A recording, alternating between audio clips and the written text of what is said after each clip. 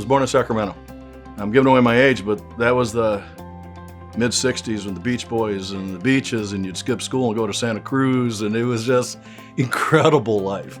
And I went to military school, straight out of California public schools to a military school with a uniform in the mid-'60s in the middle of Vietnam. So I got my degree in finance. At the time, the company was known as Special Industrial Radio Service Association. I was given a part-time job on vacation, Christmas, Thanksgiving, and you like to help us with sorting and filing with FCC licenses and stuff. And I said, why not? Because I needed the money, and that's where I started. When I graduated from college, the people at CIRSA said, would you like to become our Director of Finance and Administration? Back in the day, the commission allocated spectrum based on what you were doing. There was, in our space, 21 radio services. These were all separate radio services, and they had their own frequencies, and there was no sharing. The commission eventually said we should consolidate the radio service because the technology today makes it irrelevant what you're using it for. A whole bunch of people, they go, you mean I got to coordinate everything that I get? And they go, I don't want to do it. 7 of them called me. Will you take over and help me do what I want to do? I go, yeah. So we grew from here to here, and we could coordinate all these frequencies. You can't do this manually.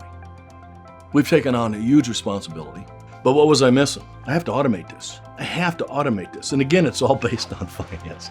We're losing our shirt with this manual stuff. I hired a software consultant. We went and Hewlett Packard. It was a great decision. We were the first, I think, to automate frequency selection. The need to further automate what we do has never gone away.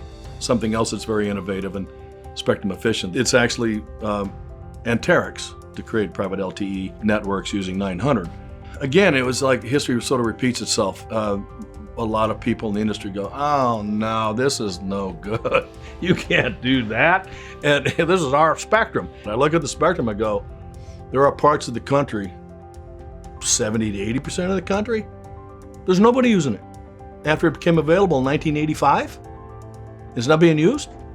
Let's use it for something that might help EWA's members.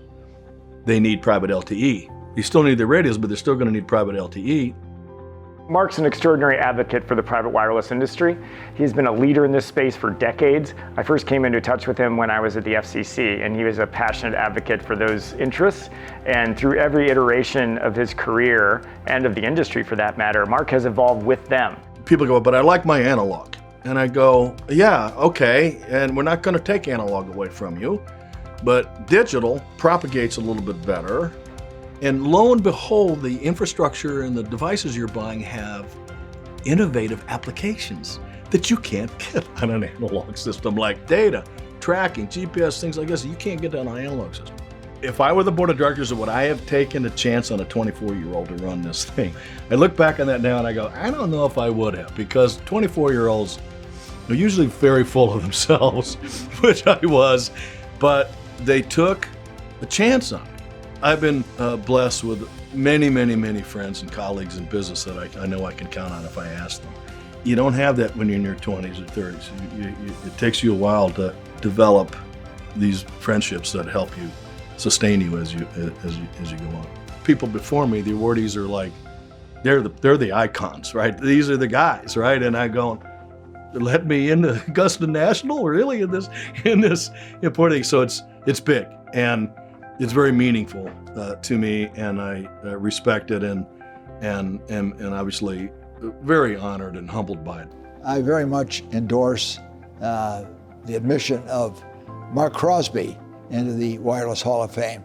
Clearly, he has been a wireless icon over many, many years, and a very great guy as well.